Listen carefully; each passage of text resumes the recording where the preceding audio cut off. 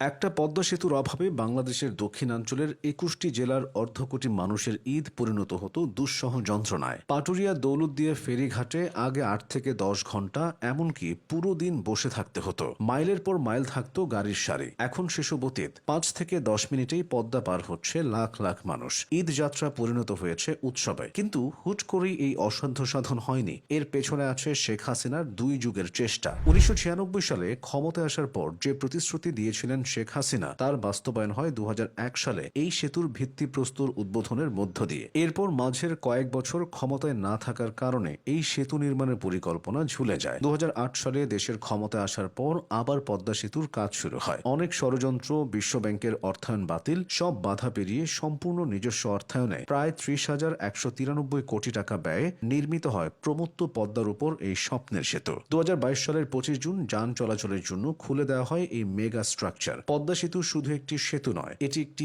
Engineering miracle বা প্রকৌশলগত বিস্ময়। অ্যামাজনের পর বিশ্বের সবচেয়ে খরস্রোতা নদী হলো এই পদ্মা। এই নদীর বুকে সেতু দাঁড় করানো ছিল প্রায় অসম্ভব এক চ্যালেঞ্জ, কিন্তু সেই অসম্ভবকে সম্ভব করা হয়েছে। এই সেতুতে বিশ্বের সবচেয়ে গভীরতম পাইলিং করা হয়েছে। নদীর তলদেশে ১২২ মিটার বা প্রায় ৪০০ ফুট নিচ পর্যন্ত স্টিলের পাইল বসানো হয়েছে, যা প্রায় ৪০ তলা একটি ভবনের সমান। শুধু তাই নয়, অত্যাধুনিক ফ্রিকশন পেন্ডুলাম বিয়ারিং ব্যবহারের ফলে এই সেতু রিক্টার স্কেলে ৯ মাত্রার ভয়াবহ ভূমিকম্প অনায়াসে সহ্য করতে পারবে। প্রতি বছর ঈদের সময় কোটি কোটি মানুষ ঢাকা ছাড়েন। এর বড় একটি অংশ দক্ষিণাঞ্চলের মানুষ। আগে ঢাকা থেকে বরিশাল যেতে সময় লাগত ১০ থেকে ১২ ঘন্টা, আর এখন মাওয়া এক্সপ্রেসওয়ে এবং পদ্মা সেতু হয়ে মাত্র ৩ থেকে ৪ ঘন্টার মধ্যেই মানুষ পৌঁছে যাচ্ছে বরিশালে। খুলনা, ফরিদপুর, মাদারীপুর, শরীয়তপুর, গোপালগঞ্জ সব জেলার দূরত্ব যেন ম্যাজিকের মতো কমে গেছে। দক্ষিণাঞ্চলের প্রায় ২১টি জেলার মানুষ এখন এই সেতুর সুবিধা পাচ্ছেন। পদ্মা সেতু একটি দ্বিতল বা দোতলা সেতু। এর ওপর দিয়ে চলছে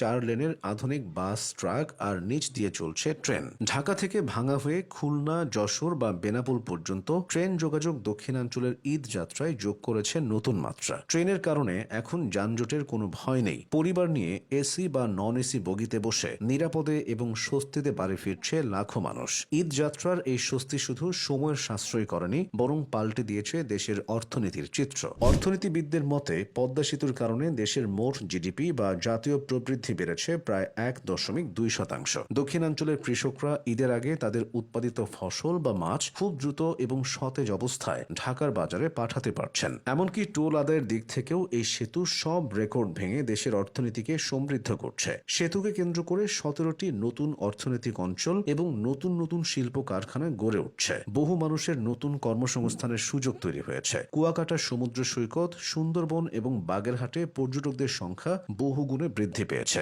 উন্নত যোগাযোগ ব্যবস্থার ফলে এ অঞ্চলের মানুষ শিক্ষা ও স্বাস্থ্যসেবার জন্য খুব সহজেই ঢাকা বা অন্য বড় শহরে যাতায়াত করতে পারছেন। সেতুর মাধ্যমে দক্ষিণাঞ্চলে গ্যাস পাইপলাইন, বিদ্যুৎ ও অপটিক্যাল ফাইবার নেটওয়ার্ক সম্প্রসারণ সহজ হয়েছে, যা ডিজিটাল রূপান্তরকে ত্বরান্বিত করছে। পদ্মা সেতু শুধু লোহা আর কংক্রিটের কোনো কাঠামো নয়, এটি দক্ষিণাঞ্চলের মানুষের দীর্ঘদিনের দুর্দশার জবাব। এটি একটি স্বস্তিদায়ক ঈদ যাত্রার নিশ্চয়তা।